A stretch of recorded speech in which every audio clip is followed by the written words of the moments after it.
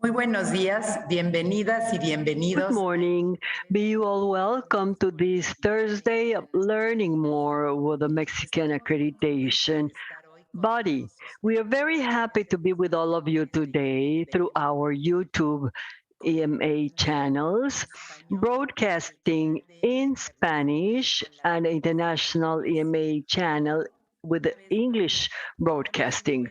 Once again, today we have an international webinar. We have with us three top class guests to update us with respect to the International Accreditation Forum, IAF, the highest world a, body in the area of accreditation bodies and verification bodies of green gases.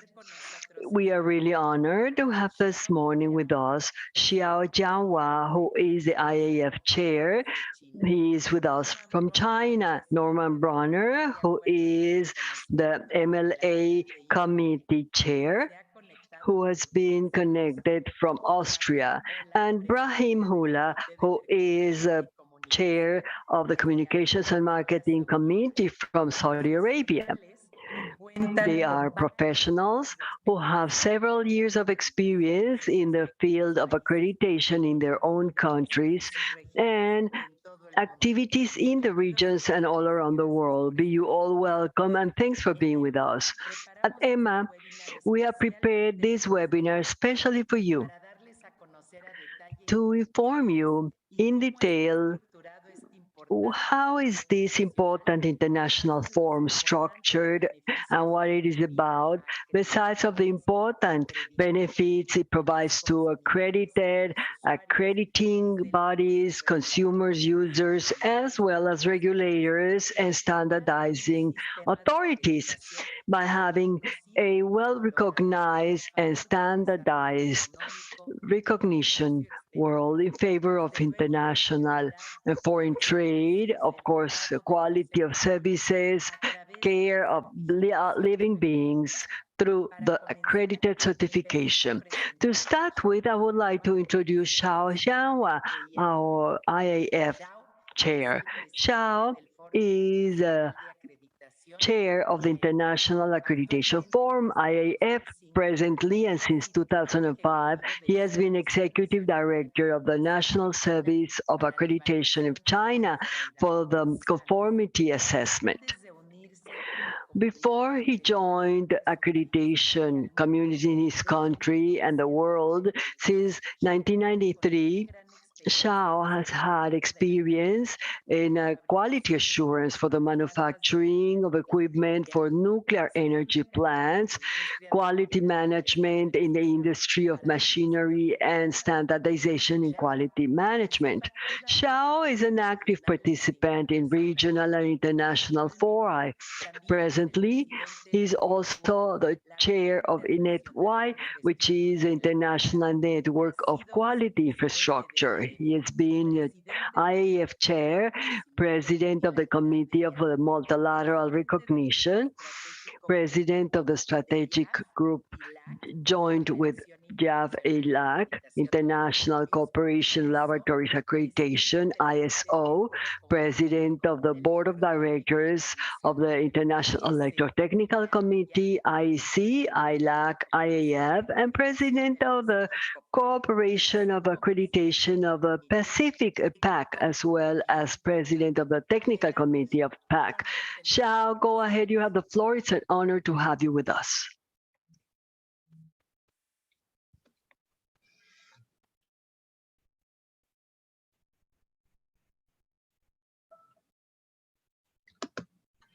Thank you, Merva. Can you hear me? Yes, we can hear you. Thank you, Merva again. Hello, everyone. It's my great pleasure to be invited by Emma to share information on the global accreditation system under the framework of IAF in this webinar. Next. Accreditation is a part of quality infrastructure. Quality infrastructure is required for the effective operation of domestic markets. and its international recognition is important to facilitate access to foreign markets. 12 international organizations involved with quality infrastructure, trade, and industry development established a global network. The International Network on Quality Infrastructure, with the acronym is INETQI.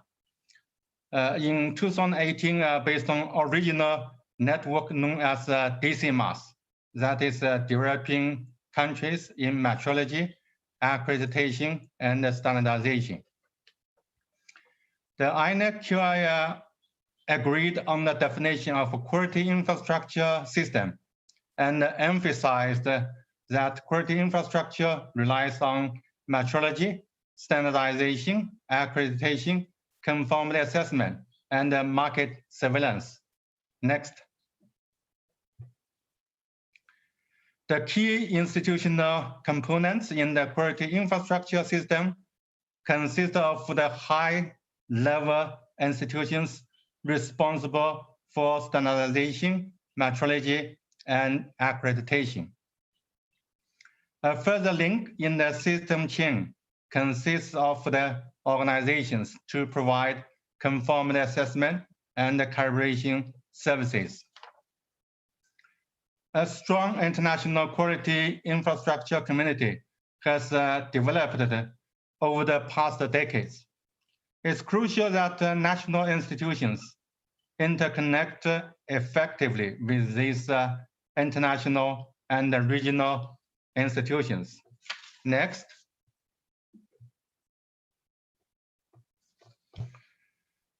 According to a survey conducted by the International Trade Center ITC, conformity assessment procedures are the first burdensome non-tariff measures faced by exporters. According to past estimates by the Organization of Economic Cooperation and Development, OECD, standards and related conformity assessment have an impact on 80% of the world's trade in commodities. A global accreditation and conformity assessment system with multilateral recognition arrangements has a positive impact on the world trade. Next. According to a World Trade Organization agreement on technical barriers to trade, accreditation based on relevant international standards should be taken into account as an indication of adequate technical competence of conformity assessment bodies for the acceptance of results of conformity assessment procedures. So accreditation is a tool recognized by the WTO TBT agreement for demonstrating the technical competence of conformity assessment bodies in international trade. In addition, the trade recommendations issued by United Nations Economic Commission for Europe reference national accreditation systems and global mutual recognition arrangements. For example, in recommendation on recognition of conformity assessment procedures and the results, UNECE recommends that governments should promote the use of existing international multilateral mutual recognition arrangements among national accreditation bodies. For example, IFMLA and ILAC MRA. Next.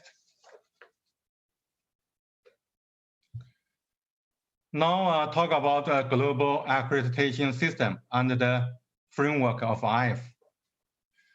IAF is a global network of accreditation bodies and other bodies interested in conformity assessment, such as management system certification, product certification, certification of persons, verification, validation, and other similar conformity assessment. IAF was established in 1993.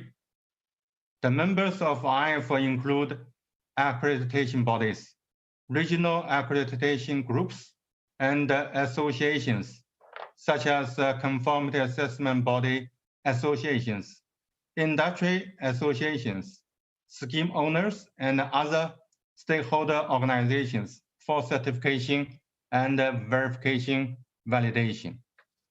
Currently, IAF has 116 members, including 87 accreditation body members, representing 104 economies, 23 association members, and 6 regional accreditation group members.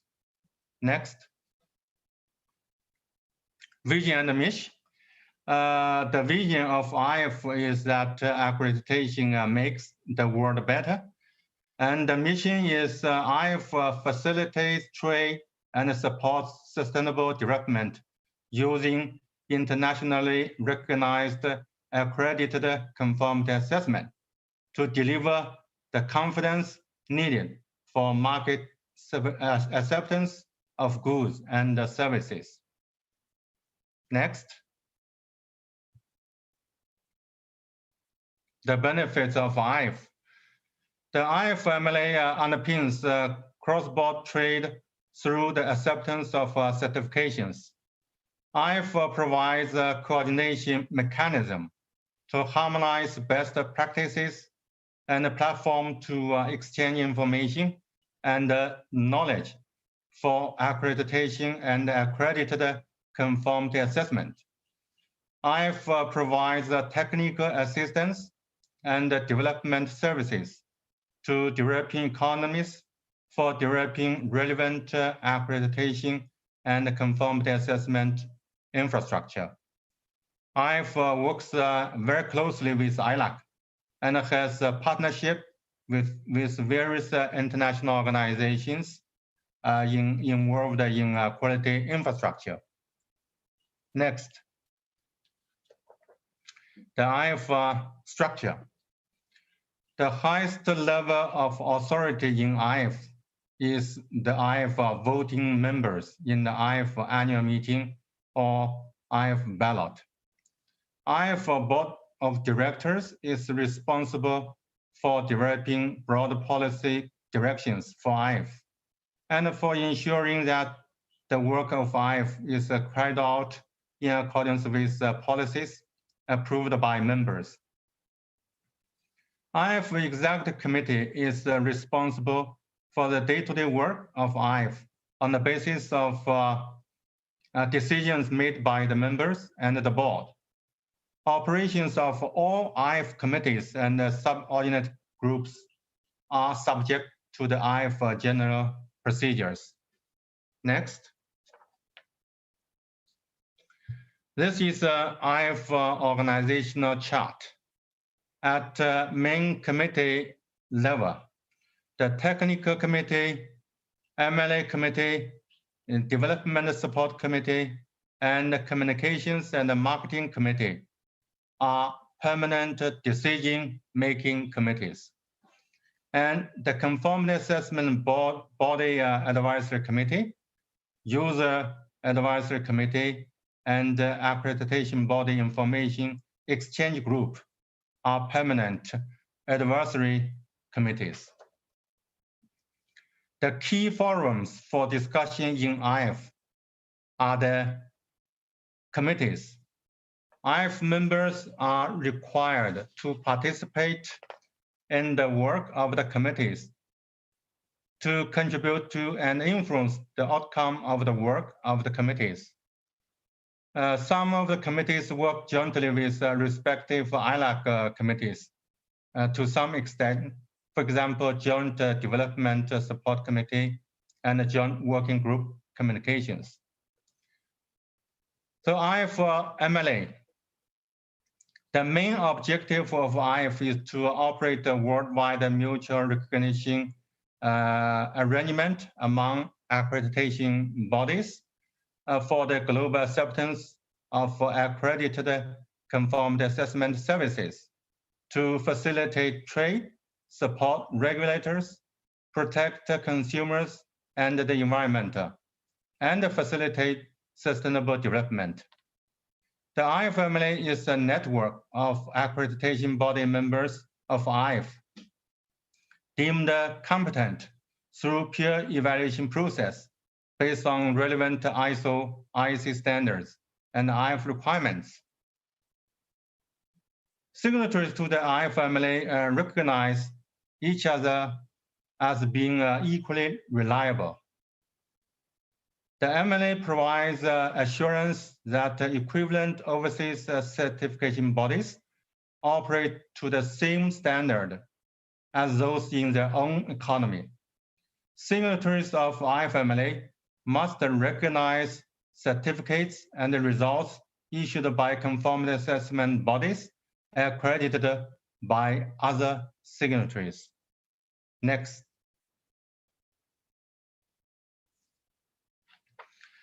There are currently 5 main scopes: management system certification, product certification, certification of persons, greenhouse gas validation and verification, and validation verification.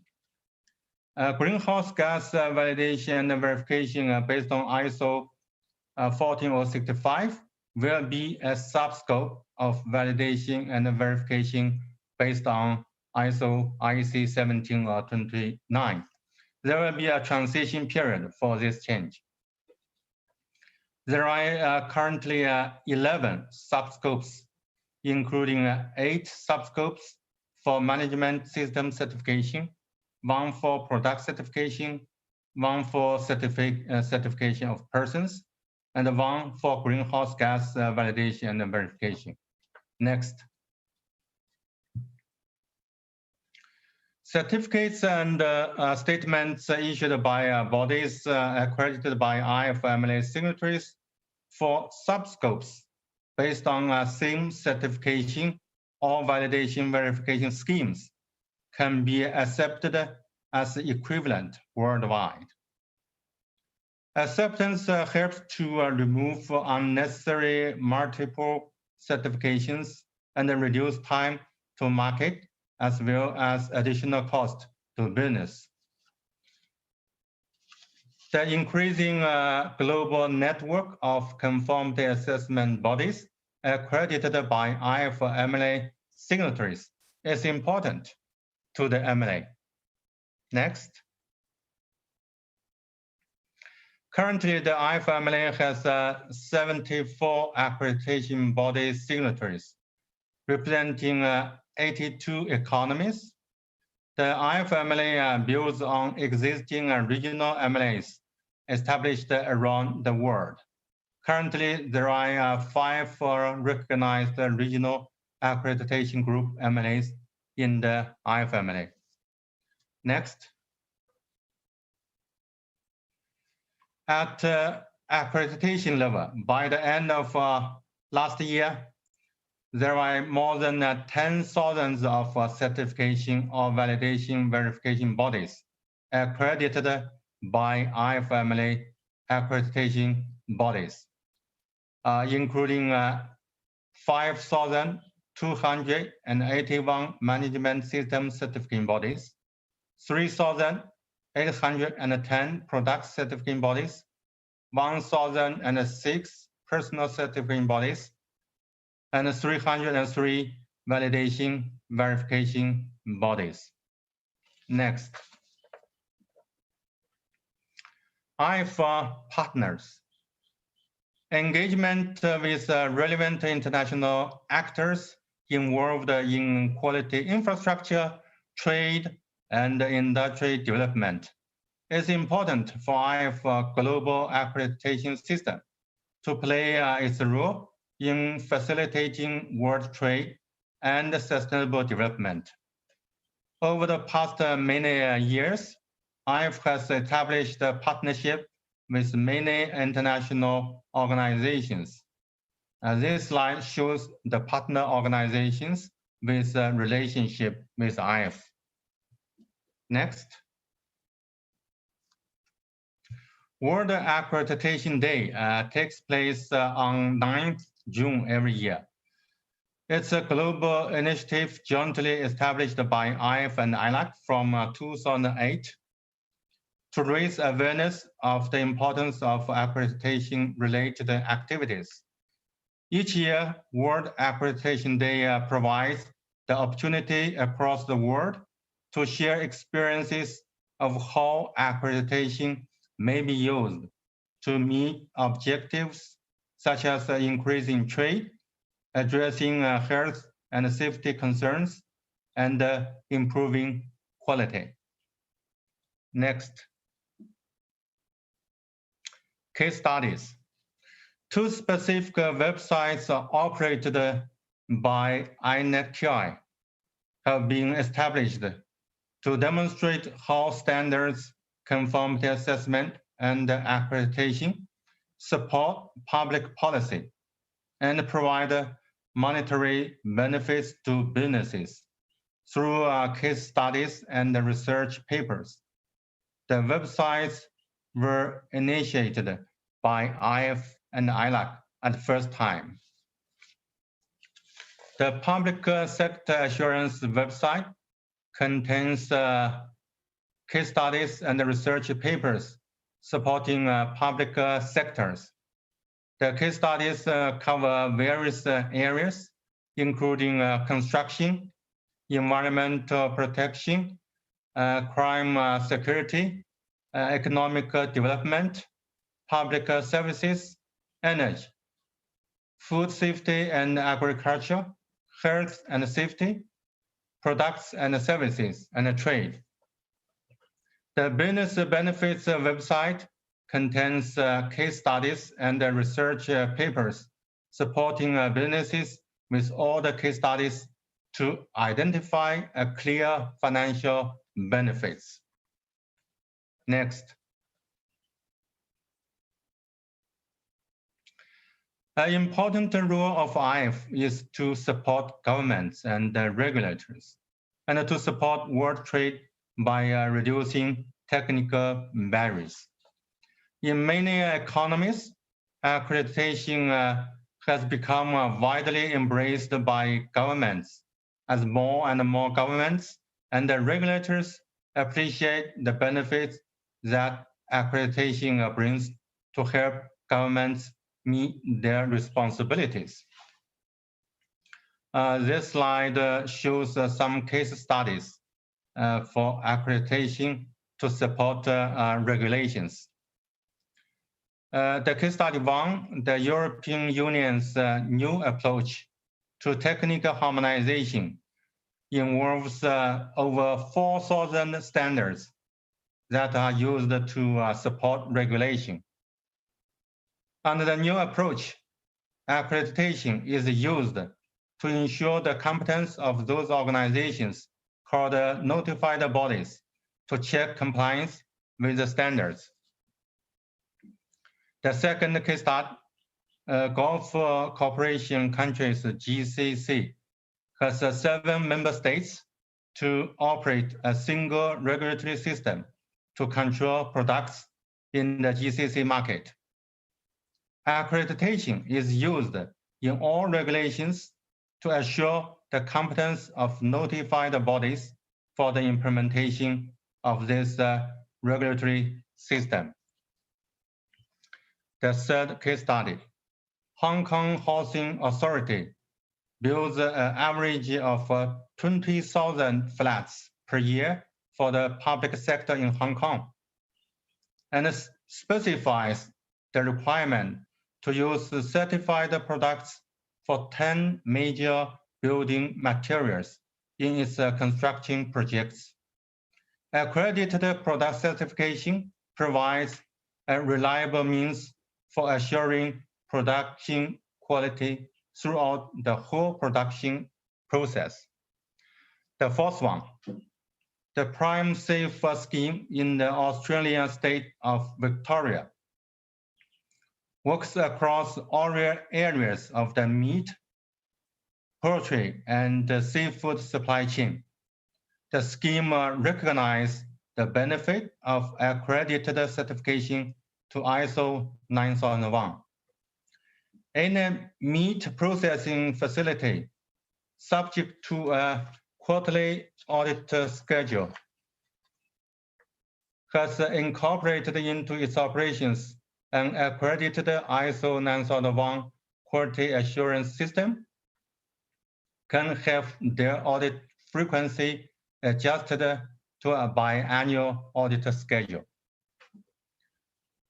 The fifth one, a study in Italy has identified that companies with accredited health and safety management system certification reduced the severity and the frequency of workplace accidents. In order to increase adoption of accredited certification, a public insurer is able to provide lower premiums due to the lower risk. This scheme protects the health and the well-being of the worker. The last case study, the Spanish corporate tax law offers applicants the possibility of providing the tax administration with reasoned reports about the fulfillment of research, development, and innovation activities in order to obtain tax deductions. These reports need to be supported by a technical qualification report issued by an accredited certification body in order to provide substantial guarantees of credibility. Next. Global conformity assessment schemes. In private sectors, more and more conformity assessment schemes established by relevant industry and user groups rely on accreditation for recognizing conformity assessment services to support their supply chains. For example, TL 9000 certification scheme operated by Telecommunications Industry Association, TIA, AS 9000 certification scheme operated by International Aerospace Quality Group, IAQG, and IATF 16949 certificate scheme operated by International Automotive Task Force, IATF, include complementary certification to ISO 9001 quality management system with more than 100,000 accredited ISO 9001 certifications. And these certified organizations often require certification throughout their supply chains. These certification schemes, supported by relevant IFMLA signatories, played important roles for the effective operation of supply chains in the industries. Next. Another example, IAF and the Global Food Safety Initiative, GFSI, established a global partnership to strengthen collaboration to enhance food safety and improve cost efficiency throughout the food supply chain. Through this partnership, IAF and the GFSI committed to ensure harmonization of accreditation practices across the GFSI benchmarked food safety certification programs. The GFSI recognized certification program owners will require certification bodies operating a GFSI benchmarked food safety certification program to be accredited by IFMLA signatory accreditation body. Next. Last but important, taking this opportunity, I would like to express my sincere gratitude to Emma for their contributions to IAF, to global accreditation system over past many years, And for this webinar, Mr. Norman Bruna and Mr. Brahim Hola will provide more information on IAF to you. Thank you for your attention. Muchas gracias a ti, Xiao. Es un orgullo pertenecer y trabajar en el Foro Internacional de Acreditación. It is a source of pride to be part of this forum. We would like to thank Xiao for his presentation that has allowed us to know more about the International Forum of Accreditation, IAF, and the International System of Accreditation as a robust system, as a consolidated system that allows to provide services, products that are certified in order to care for our environment and for the well-being of the entire society. And also, as Xiao said, to increase international trade. It is very interesting to know that there are more than 106 members in IIF, out of which 87 are signatory of the multilateral recognition agreements, MLIs. I proudly say that EMA is a signatory of such agreements. We started this pathway since 2001, and we've been working together with the other colleagues that are here with us. So far, we have these agreements up with a lot of pride, and it is also very important for us to participate actively in this important international forum.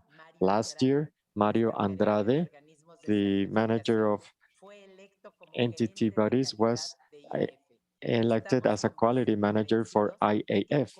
We're sure that by cooperating, all members cooperating, we will be able to grow together, and we will be able to support the procedures and the documents in order to have a better world accreditation system. I would like to tell you that we are paying close attention to your comments, to your questions in the chat box of the YouTube channel in order to take those questions at the end of the presentations. To carry on with our agenda with us, we have another great friend of us, Norman Brunner.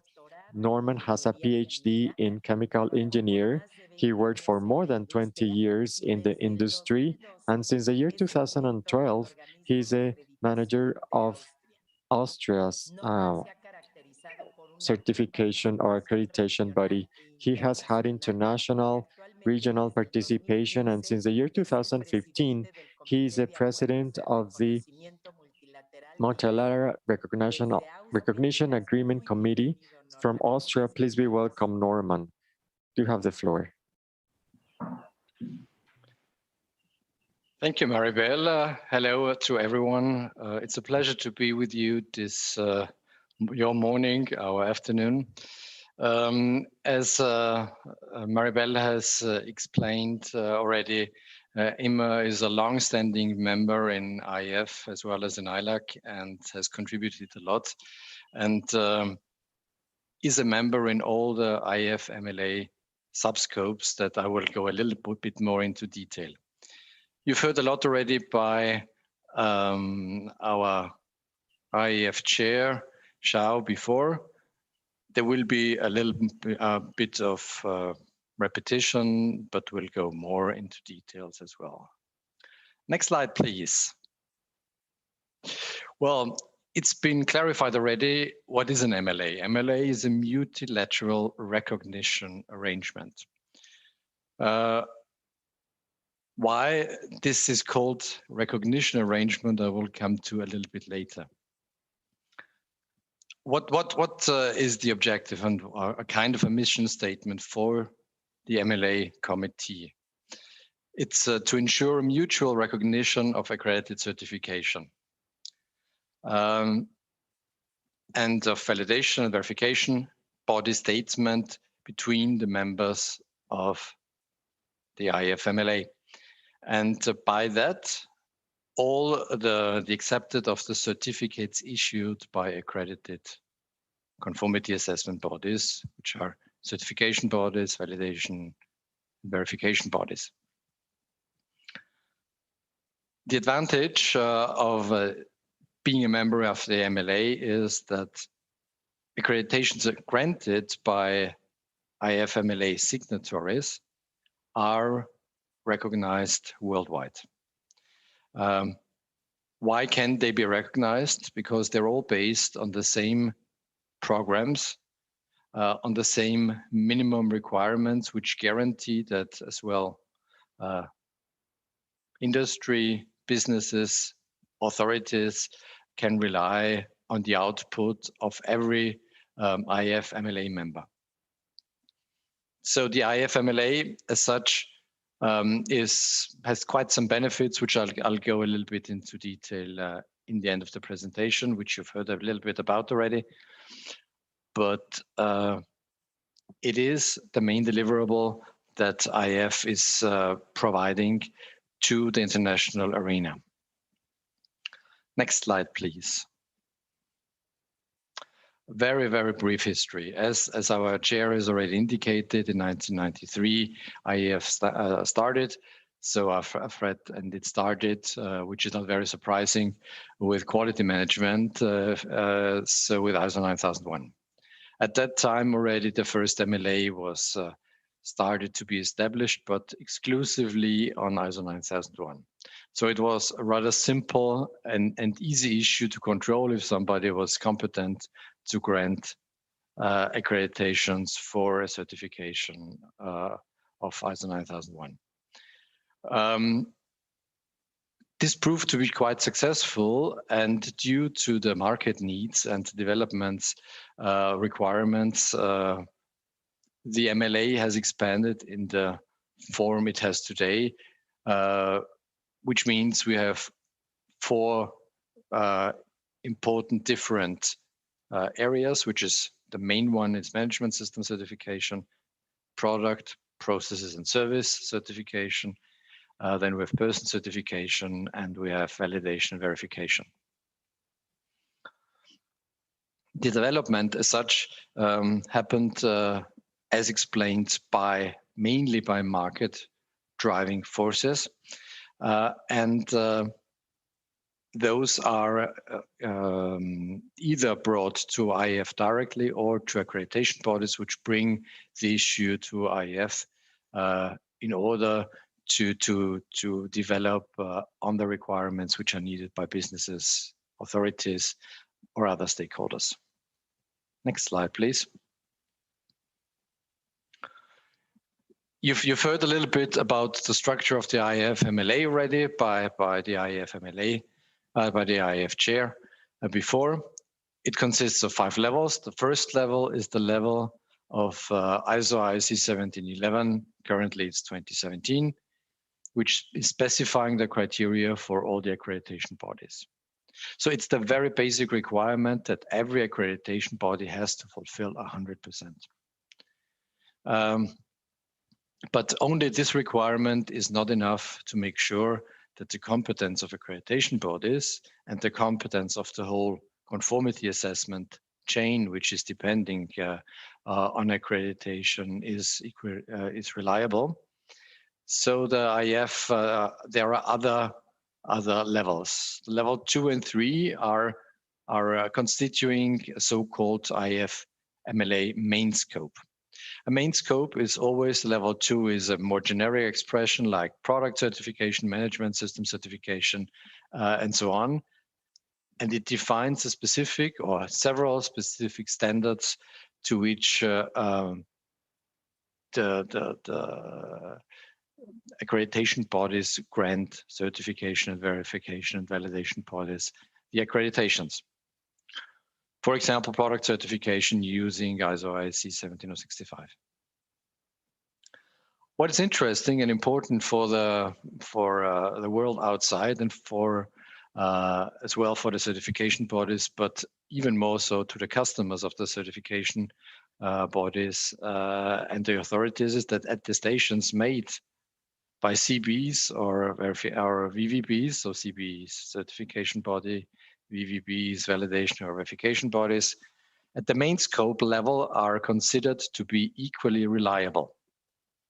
That means if you see a certificate, and I'll come to the fact how you will find out what the certificate is, which is granted under accreditation a little bit later.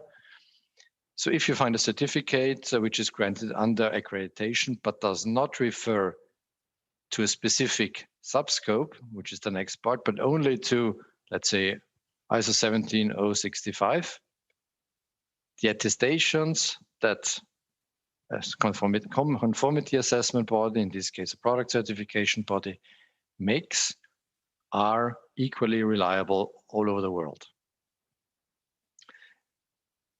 Now, equally reliable leaves a little bit of room still for differences. And this is why the MLA is going further down, and it's even more detailed, and it goes to the levels 4 and 5. 4 and 5 are thus called subscopes. So a subscope can only be existing under a main scope. A subscope alone is not possible. It's not possible that a subscope alone exists. So a subscope under, let's say, main scope management system certification today is ISO 9001, together with the requirements for the certification body competences, which is 17021-3. It's actually ISO IEC, but okay. What's the difference now if there is an attestation by a CB or a verification or a validation body at the subscope level? They're not equally reliable anymore, but they are more than that. They are considered to be equivalent.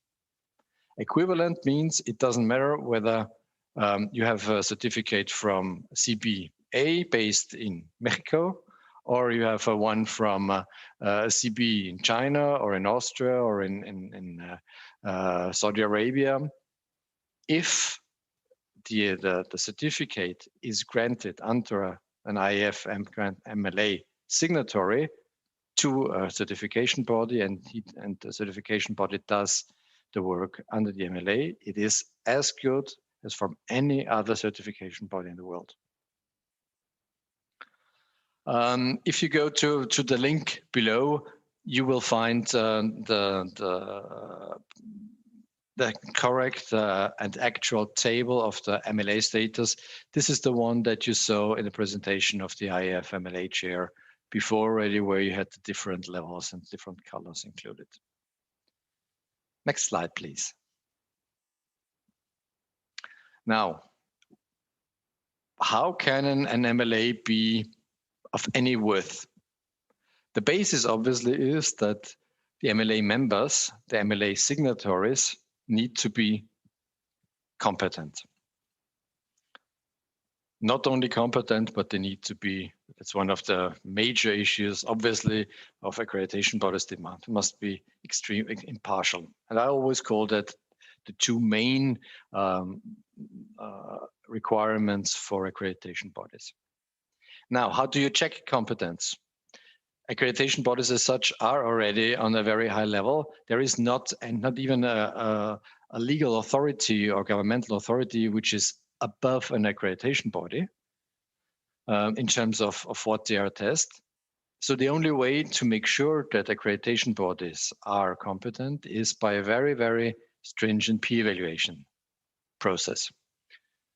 A peer evaluation process, but there are a lot of IAF and ILAC together with ILAC documents which govern the requirements of accreditation bodies or of regional accreditation groups. In order to become an IAF MLA member and to stay an IAF MLA member, you have to provide and go through a quite tough peer evaluation system. Just for indication to some of our CBs, which usually say that ABs can be quite hard to them. In a regular peer evaluation of a mid-size AB, you will have at least 8 to 10 peer evaluators for 1 week in your AB, scrutinizing about everything. So not only the management system that we are required to have on the level of 1711, but as well a lot more to the level of our knowledge, let's say on 17021-1, on 17065, and so on.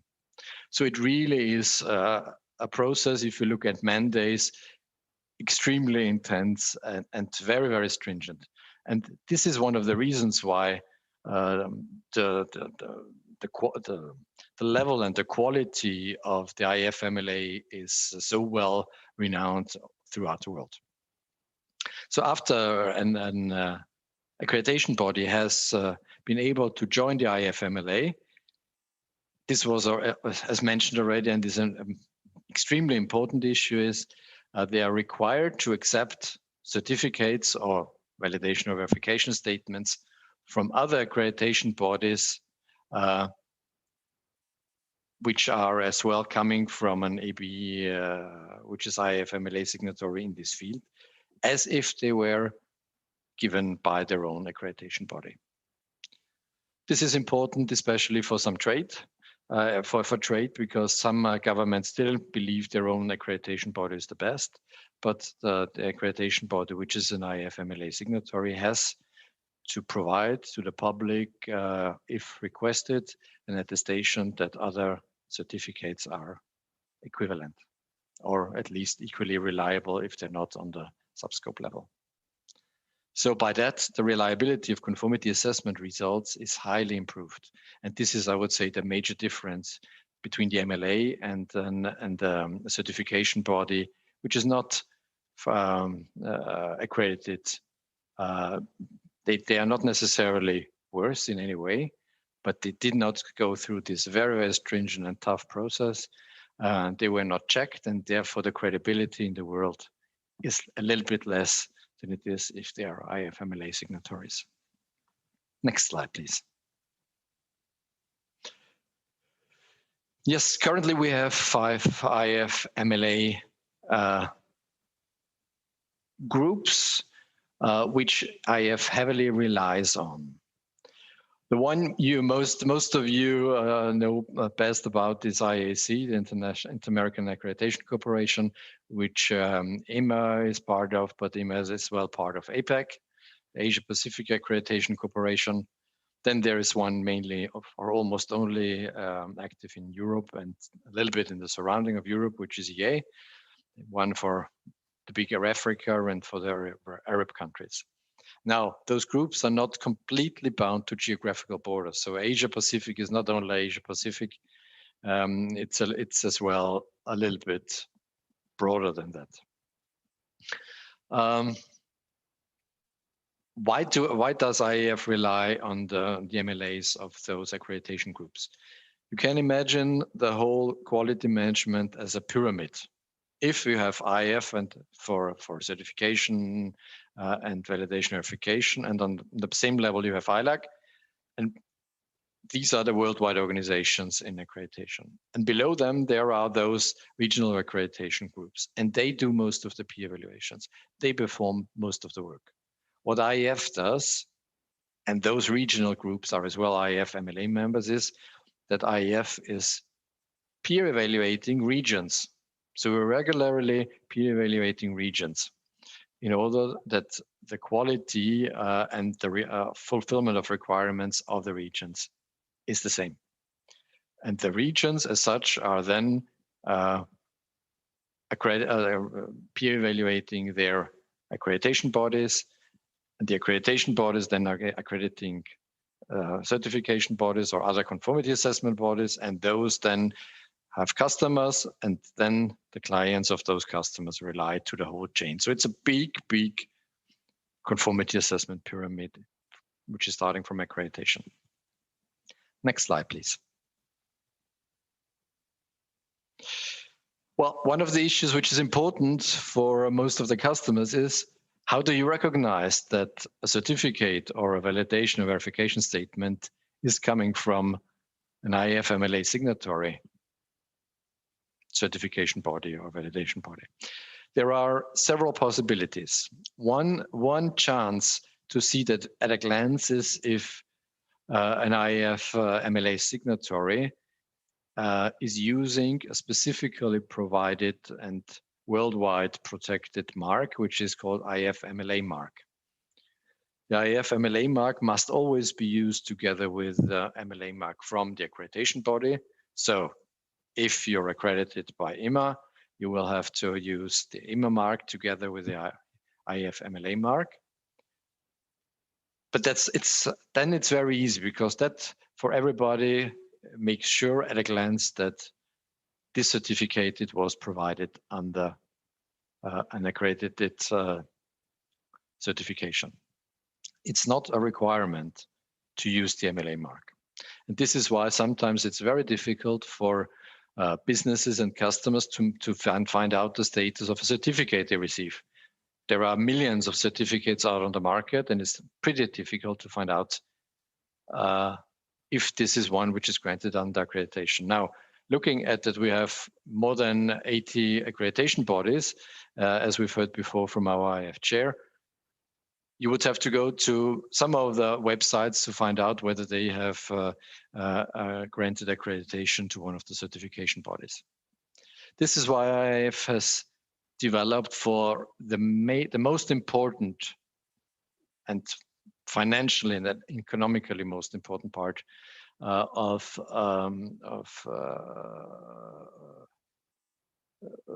certification, for management system certification only, a specific database we have established a subsidiary, and the database is called IAF Cert Search.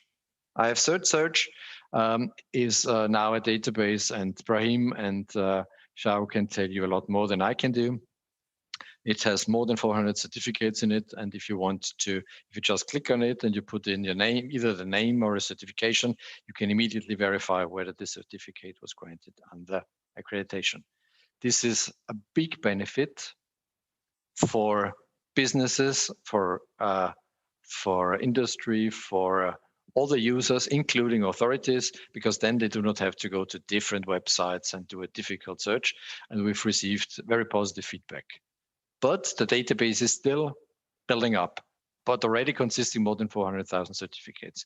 So you're strongly encouraged to, if you're a CB, to go the way and become part of the IAF Cert Search and load up your certificates there. It will bring credibility to your business. Next slide, please. Yeah, we've had most of that already. It's the major benefits that customers, authorities, industry, well, all the users can have from the IFMLA.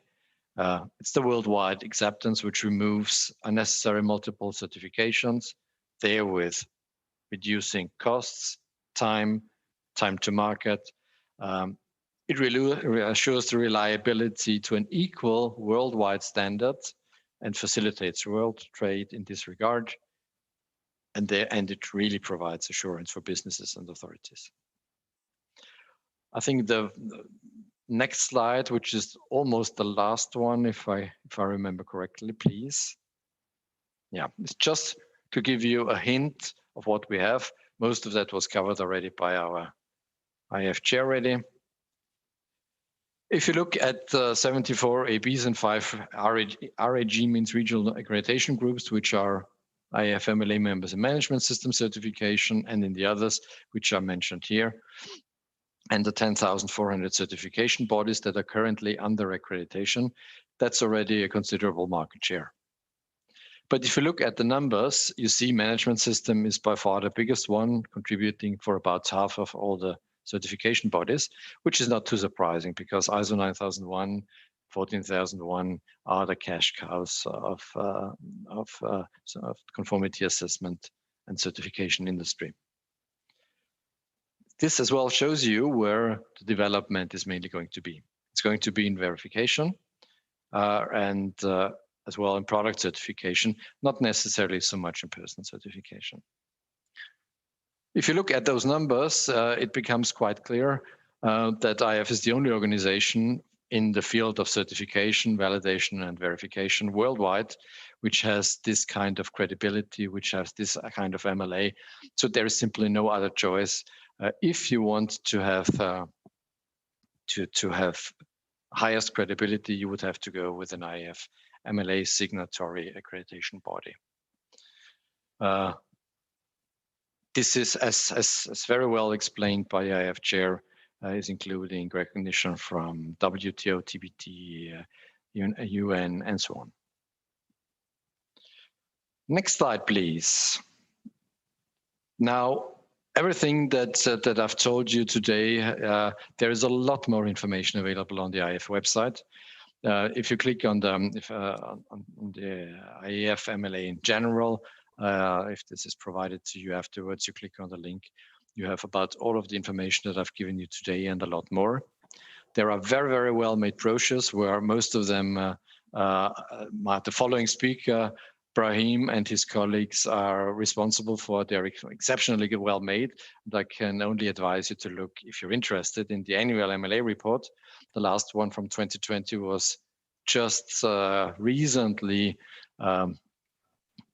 published, and I would rather say it's done in high class, and then you have some other information for search.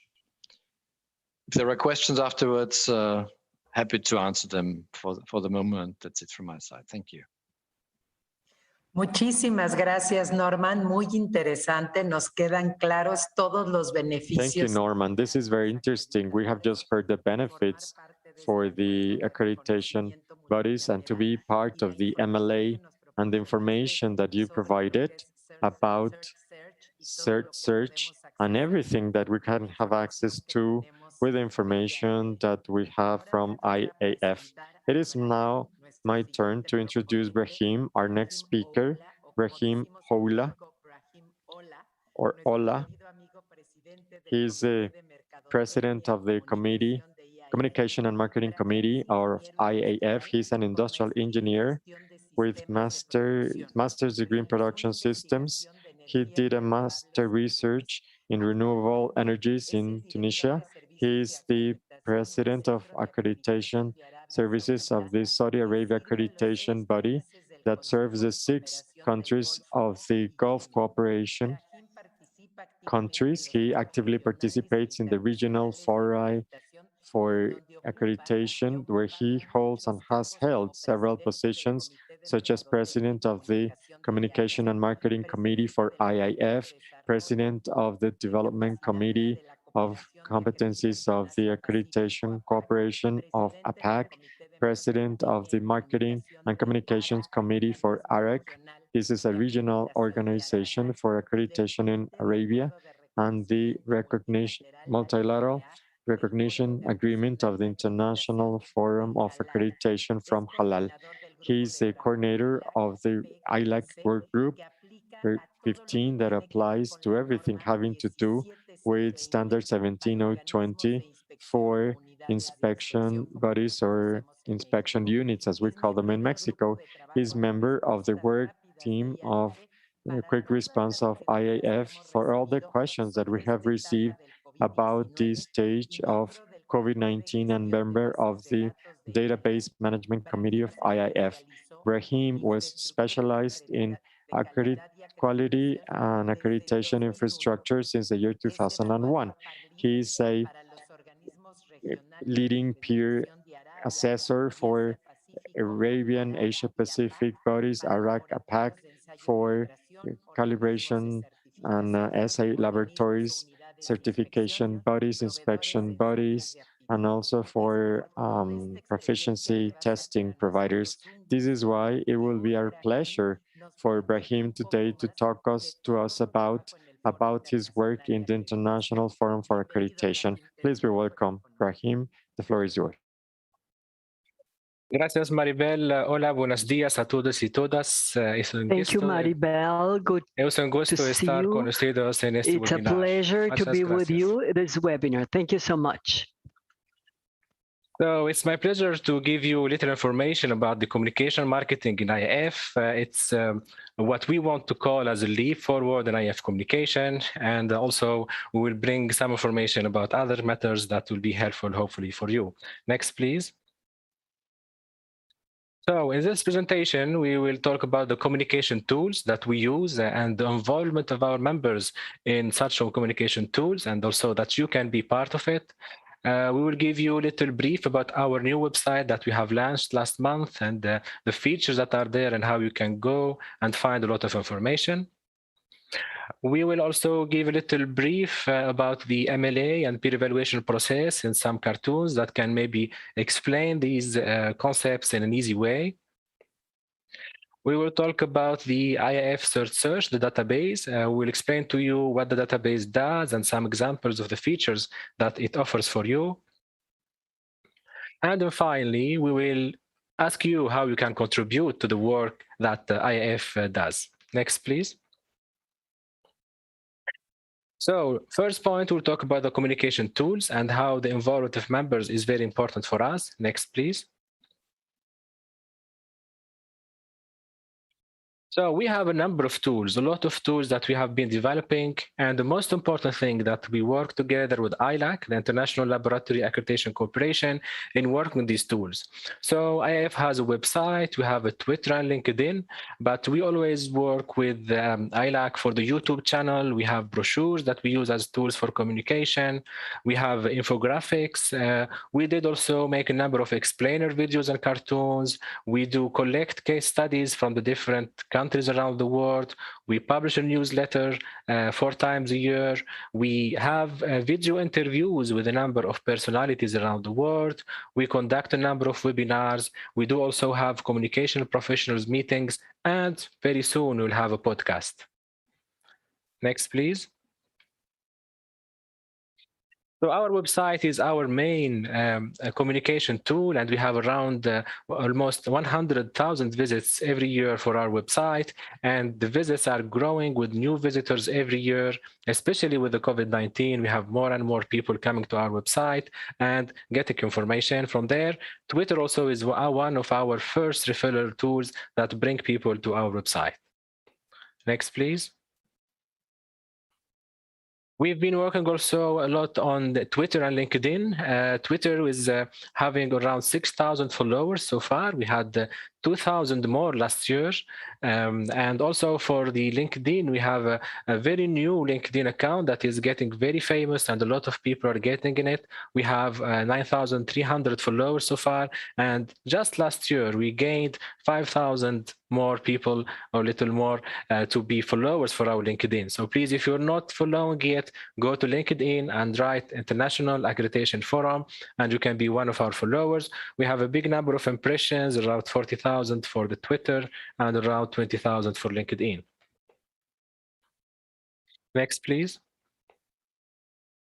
Our YouTube channel, please know that it's IAF and ILAC. When you go to YouTube, you can look to IAF and ILAC, and you will find a lot of videos. We have more than 100,000 views every year, and we have doubled our followers last year. So we have now 1,760 subscribers. Hopefully, with you also on board with us, you will find a lot of cartoons, a lot of videos, and information that can be helpful for you on the YouTube channel, and you can be one of our followers. And this is very important for us that we also communicate not only with documents, but also through video, interviews, and easy media for members to follow and to see.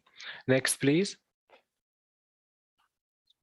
As Norman said, we have a number of brochures covering many kinds of activities under IAF and many fields. These brochures are developed by experts in the IAF membership, and they give good information that you can use with your regulators. You can use to explain the concepts to your clients, and also you can use for your personnel to understand the different concepts that are covered.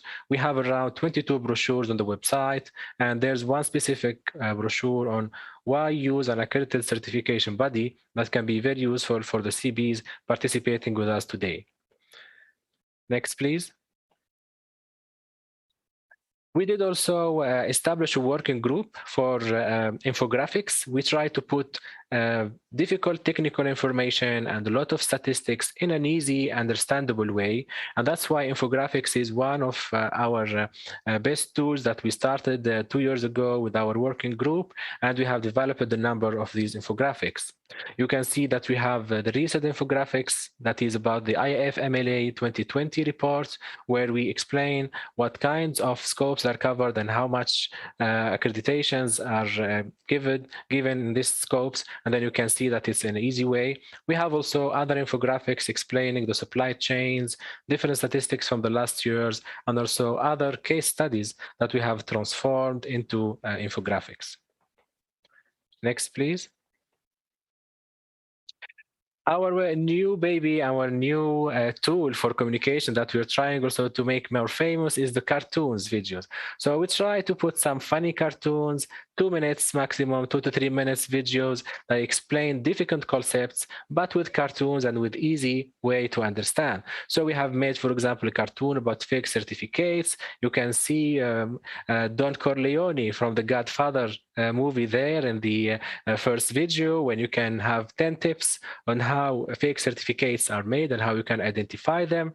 We have also explanation about the products, about the supply chain, how it's helped by the MLA, etc., etc. So we invite you to go. We have a playlist with cartoons, and then in spare time you can go through them, have fun, but also get information about difficult concepts. Next, please. Other tool that we have, and Mr. Xia also explained it, is about the 2 websites for case studies. We try to collect from all around the world cases where accreditation was useful. The first website will tell you how accreditation was useful for public policy. So you can go to your regulator, you can go to the governments, you can go to associations of industry and explain to them how your accredited certification and how accreditation helps in that matter. And you get examples from all around the world. You can choose the country and you find a lot of examples there. The same thing for business benefits, but here it's about money. So it will show you how standards and accreditation provide monetary benefits to businesses. That also can be a very strong argument when you want to give an example how accreditation and accredited certification is important and useful for you by giving numbers, how many $1 million have been saved or gained by using accreditation. So please don't hesitate to go and visit those 2 websites. Next, please. We also have a newsletter that we publish 4 times a year. So every 3 months we have a newsletter.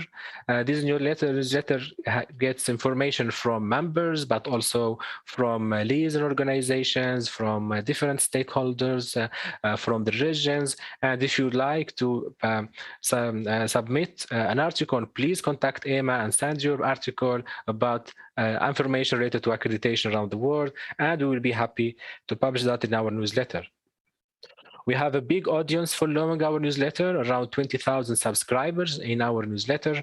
And so far we have around 35,000 views for the newsletter since we published it last year. You want to go and see the newsletter? It's very easy. Just go to your browser and write iaf.news, and then you get the newsletter. Next, please. Also, we have access to a big number of experts and personalities around the world, organizations that work with IAF and ILAC. And these organizations are very professional in their work, and we try to bring the information to you. What we do, we meet with the chairs and CEOs of those organizations. We ask them about the work they do and how they contribute to ILAC and IAF work and to accreditation and how they cooperate with accreditation bodies. So if you go to our YouTube channel, you will find there a number of interviews with stakeholders, with the chairs of committees, chairs of regions, and we have those available for you so you can understand about that. We have also one interview with WADA. Everyone was following the Tokyo Olympics, so surely you have heard about WADA, which is controlling the labs that for the Olympics, and we had a meeting with the executive director for WADA. Next, please. We do also make some webinars. So the first webinar we have made was during the celebration of the World Accreditation Day. You can see Veronica Ramirez there, and myself, we had hosted the World Accreditation Day, and we're going to continue also with other events where we have hosts, where we have guests for the different subjects that we're going to cover. And then you can find also these videos on the YouTube channel of ILAC and IAF. Next, please. World Accreditation Day, Mr. Xiao explained the World Accreditation Day. From the communication point of view, this is the most important event and time where we communicate about accreditation, and we gather all the world together to be with us on that day to celebrate the World Accreditation Day. And that day, we have every year one theme that we celebrate. This year, the theme was about sustainable development goals, how accreditation supports the fulfillment of sustainable development goals. But also the years before, we had different themes about food safety, about supply chains, about water, energy, construction, health, etc., etc. So every year we have a theme that we agree about and we celebrate that. So we invite you every 9th of June to be with us celebrating the World Accreditation Day with Emma and your local accreditation body. Next, please. Very new product that we're developing now will be podcasts. We see that this is a trend around the world, and we see that EMA also, they have their own podcast and different accreditation bodies. So we'll try at the international level to have also a podcast that brings interesting discussions, important subjects to be understood and heard that we can give to you, and we're working together with ILAC to put this in place in the near future. Next, please. The most important tool and the most valuable resource that we have in ILAC and IAF for our work is the communication professionals. These people who are the experts in communication in our membership around the world, from accreditation bodies, association of certification bodies, and also regional organizations around the world that work together hand in hand to develop these materials and to give ideas on how to communicate and explain accreditation, recognition, certification, which are not an easy matter or easy concepts to consume by the normal public. So that's why we try very hard together to work on this. And I'm sure that many of these are already present with us today, and big thanks for them for all support they give to us. Next, please. I'll just give you now a brief information about the new website in IAF. So we have a new look for the website. It's more interactive, more nice to see and to navigate, easy to find documents and information. And we have two spaces. So there's the public space where people can go there and they can see the information that is for public. But also the new thing is that we have now members only space where members can have a number of features that I will briefly present to you. Next, please. So we have now a user and membership. So members can go and they see their profiles. They see the different types of members that are in the website. Next, please. Every member will have also his own profile, his picture, which organization he belongs to, which committees he participates to and he's member of. The organization also will have its details, which scopes they are recognized in, who are the representatives in every organization. So this makes it more clear and more useful for the organizations to have their own profile. Next, please. Also, we have a list of committees. We have committee details. So every member can go on the website and then they can find the committee they are member on. And in that committee, they can find a discussion forum for the committee. They can find the meetings, the upcoming and the previous meetings and documents. They can have the ballots that they can participate on for the decisions. And also they can have the documents of the committee that they can see, read, and send comments on. Next, please. Also, we have a module for balloting. So when you want to submit your vote, there's also a module there that our members can submit with all transparency, percentages, quorums, etc., that the secretariat and the chairs of the committees can manage. Next, please. Also, we have made a new way of visualizing the members, so you don't need to go through a list and search alphabetically. You can also go to the map, click on your country, and then you will have the accreditation body working in that country. And then that economy, you can click on the logo of the AB and you'll find which scopes of recognition they have in that economy. So hopefully this is useful so that you can find the accreditation bodies, association members, MLA signatories, and regional accreditation groups. Next, please.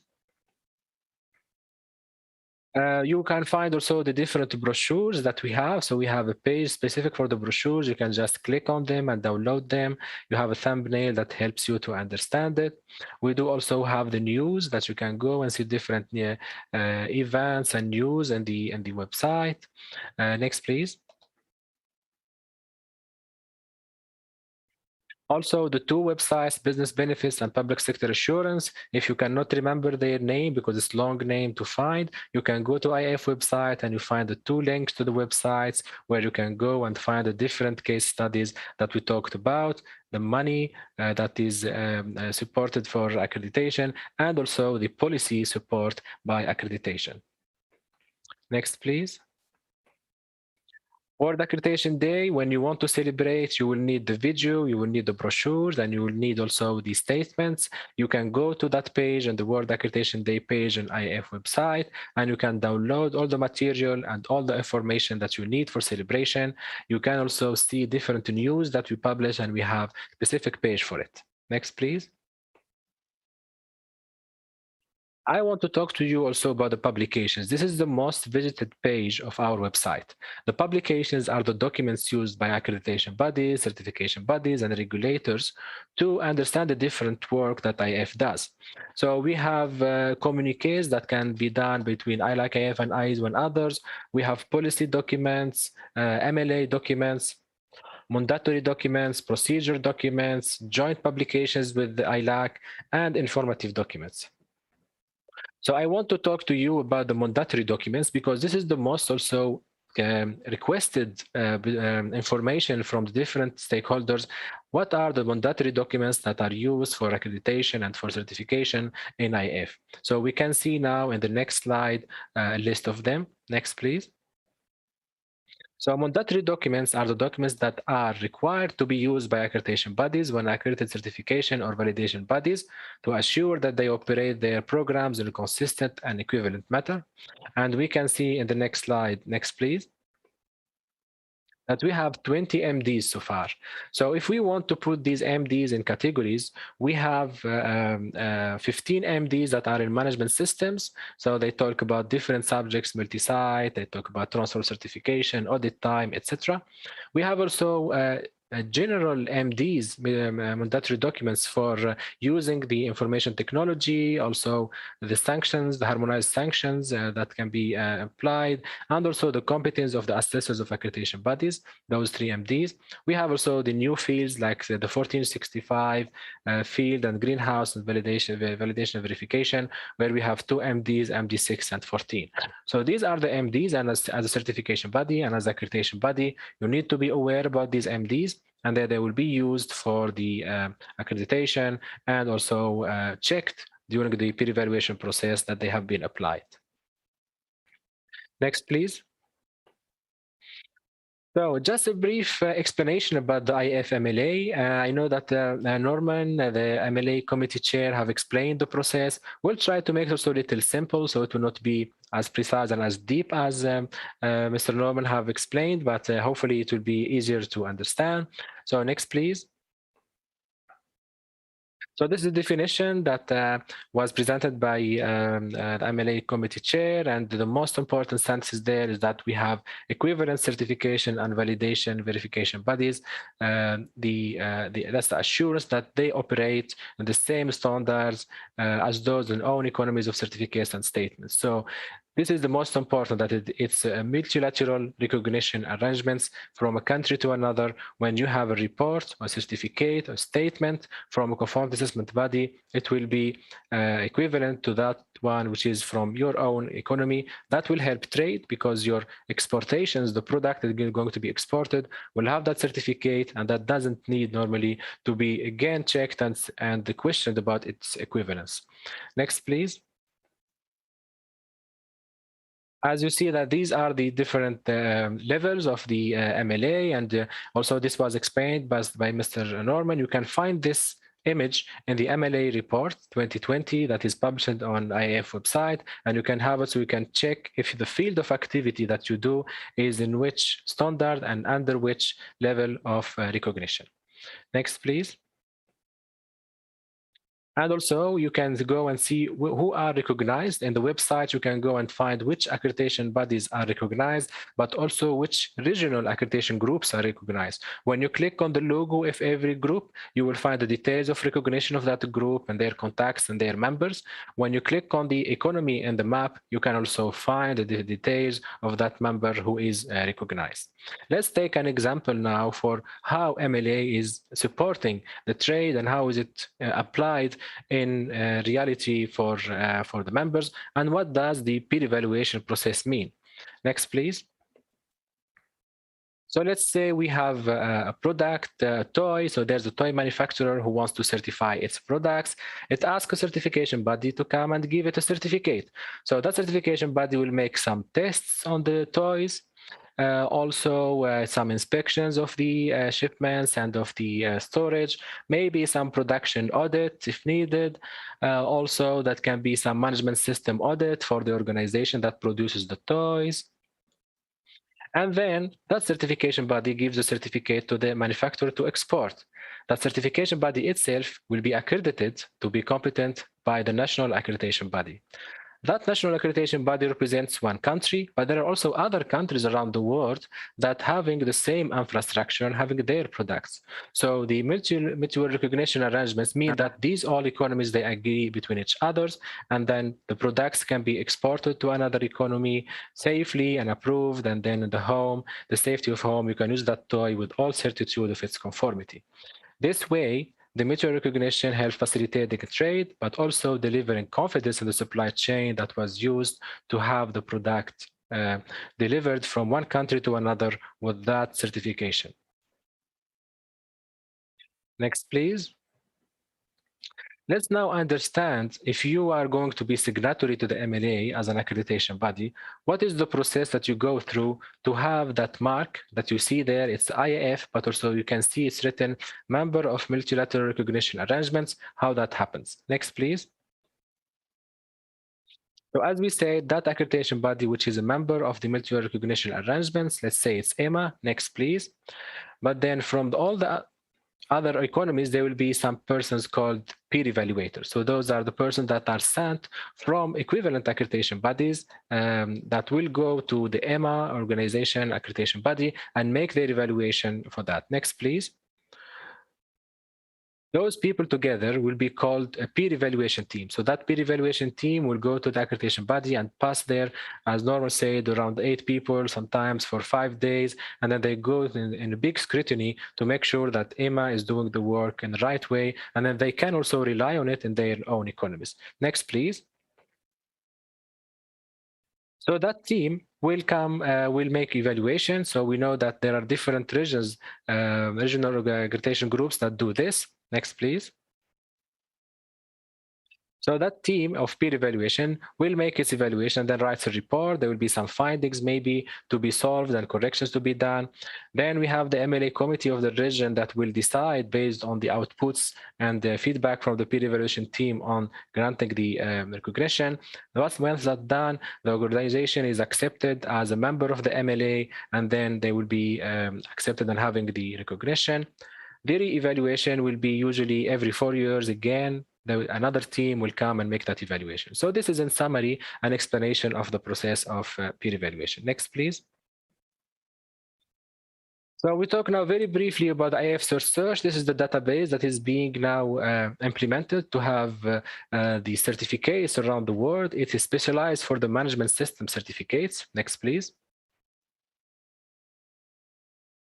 So it includes information from IAF, but also from accreditation bodies, from certification bodies, to be able in the end to have the certificates that have been given to the organizations who are certified by accredited, but the accreditation bodies who are members of the IAF MLA. Next, please. So as you know, we have 74 accreditation bodies around the world who are recognized by IAF. We have 5,281 management system certification bodies who are accredited under the MLA. And the statistics, they give between 1.6 and 2 million certificates of management system around the world.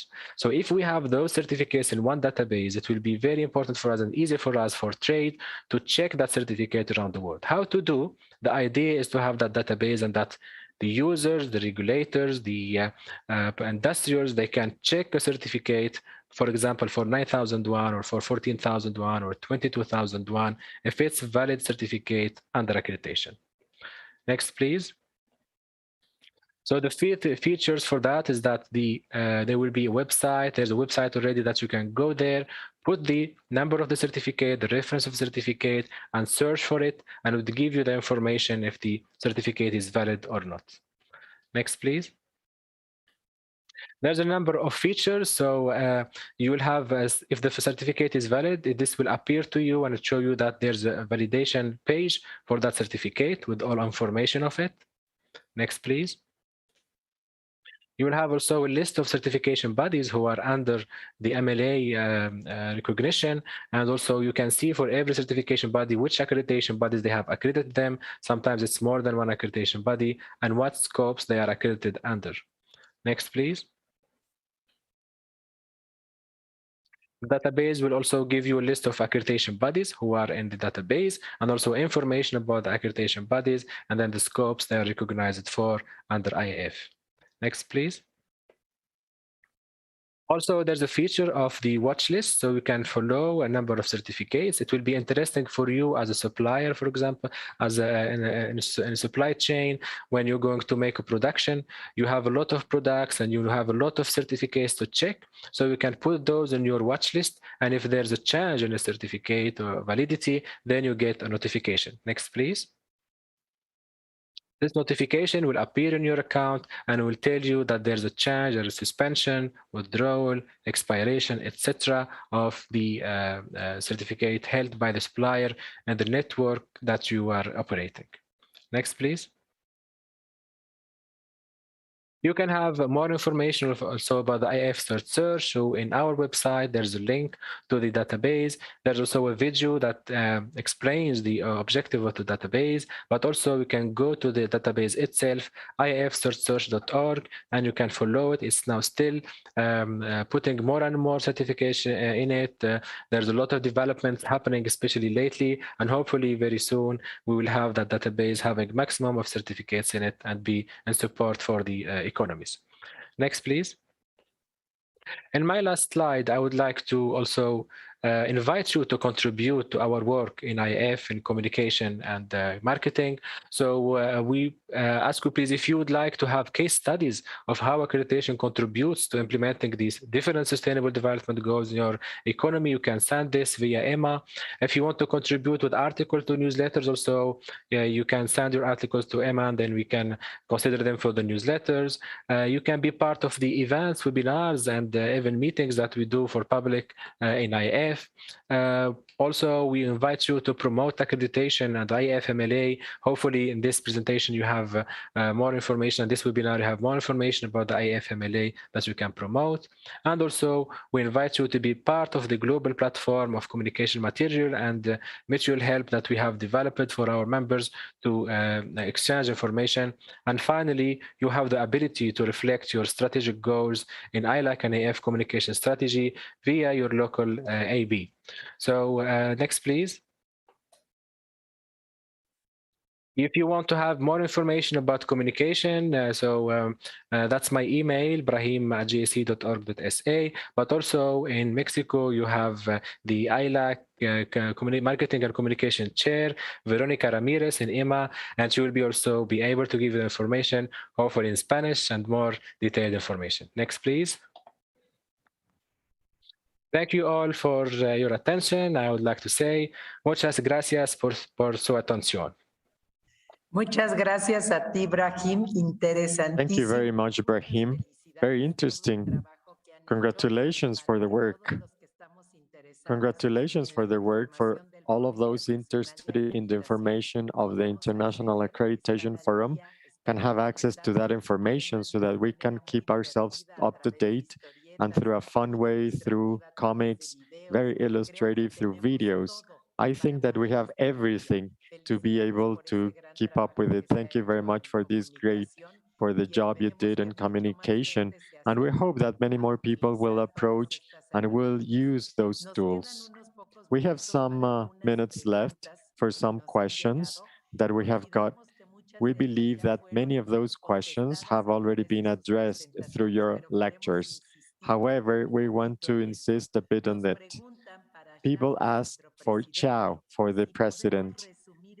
Could you please briefly summarize the advantages that an accreditation body has when it's been recognized by IAF and the commitments that they need to follow? And what would be the responsibilities and obligations because they can give the IAF mark? If they do so, what is their commitment? 3 questions in one, Chao. It would be a summary of the benefits of what you presented today. I don't know what you can tell us about that. Thank you, Mariba, for the questions. So regarding what's the competitive advantage of certificate body having accreditation? Accreditation provided by IAF MLA signatory accreditation body such as IMA can help certificate bodies to demonstrate and maintain the credibility and competence for their certification services, and also to increase acceptance of their certificates by regulators, by businesses in both domestic and international market. So therefore, the accreditation from the IAF signatory ABs such as IMA can help a certificate body to increase its competitiveness. Regarding what's the commitment from accreditation body as a signatory of IAF MLA, it's actually defined in the relevant IAF policy and the procedure as accreditation body signatory of IAF MLA shall maintain conformance with the relevant ISO, IEC standards, IAF and IAF-like documents, and also relevant standards and normative documents applicable to that accrediting body's scope of the MLA. And also the accrediting body need to ensure its accredited certification bodies to comply with the relevant standards and the normative documents applicable to the CB's scope of accreditation. Except for that, each IAF MLA signatory AB shall recognize the operation of other signatories as providing equivalent outcomes within the same scope of the MLA as explained by Norman, by Brahim. And each MLA signatory AB shall investigate any complaints raised by other signatory AB for the certificates issued by its accredited bodies, and also notify any significant changes for its operations to IAF as soon as possible. Regarding the responsibilities and obligations of certificate body when the CCB utilized the IAF MLA mark. IAF licenses the right to use the IAF MLA mark, for example, for IMA, to use the IAF MLA mark.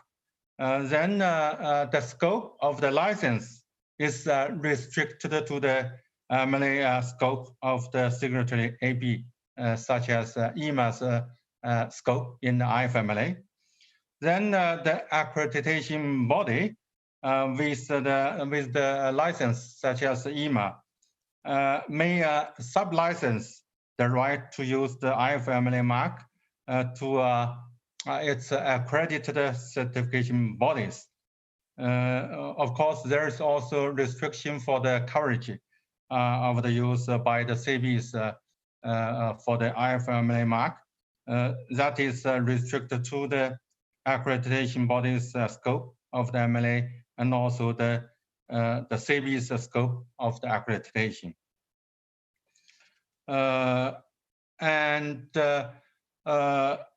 The accredited certification bodies can only use the IAF MLA mark in combination with the accreditation symbol of the accreditation body. For example, if a CB accredited by EMA want to utilize the IAF MLA mark, they only can use the EMA symbol plus IAF MLA mark as a combined mark. So that is my short summary for the three questions. Maribel. Muchas gracias, Xiao. Nos queda muy claro. Thank you very much, Xiao. Everything very clear. Thank you for giving us these additional answers. Norman, the questions for you are a bit more technical. I think that because you are the president of the MLA committee, we have two questions. I'm going to ask these questions. And the first question is, if an entity wants to transfer a certificate to another entity or body, what process should that body follow? Is that valid to transfer one certificate to another? And the second one, Brahim told us that there are many mandatory documents. What are the steps in order to ensure a proper transition towards the mandatory documents published by IAF or to a complementary standard?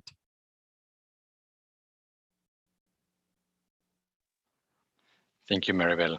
Well, the first question in terms of transfer of certificates, there is, as Brahim has briefly noticed, there is a document for management system certification, a mandatory document developed, which can be used, or which has to be used if a certificate from a management system certification body to another one is happening. And it all is about, in a nutshell, on the requirements of collaboration between the accredited certification bodies, how this should work. You have to look that they're not suspended, or that the last audits have been performed correctly, and that eventual non-conformities have been resolved and things like that.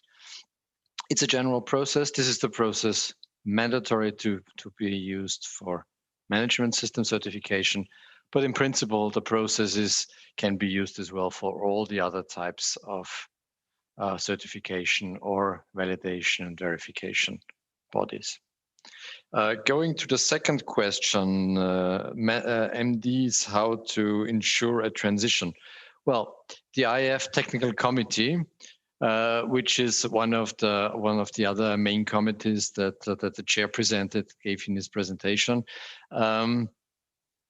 is actually considering every standard, and after it has either a standard, an ISO standard, or after it has been published, whether it should be whether it is part of the IAF structure or eventually should be part of the MLA as well.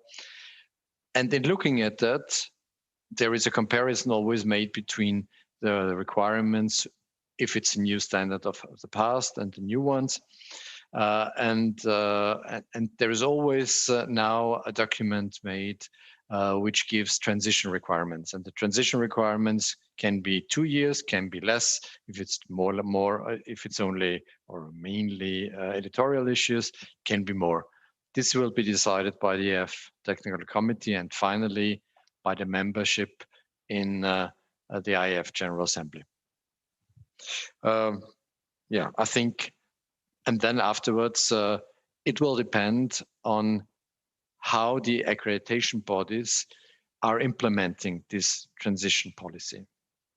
So in principle, IAF gives a framework in a document, but the local accreditation body will have to say, okay, we start to do the transition for, let's say, a new version of from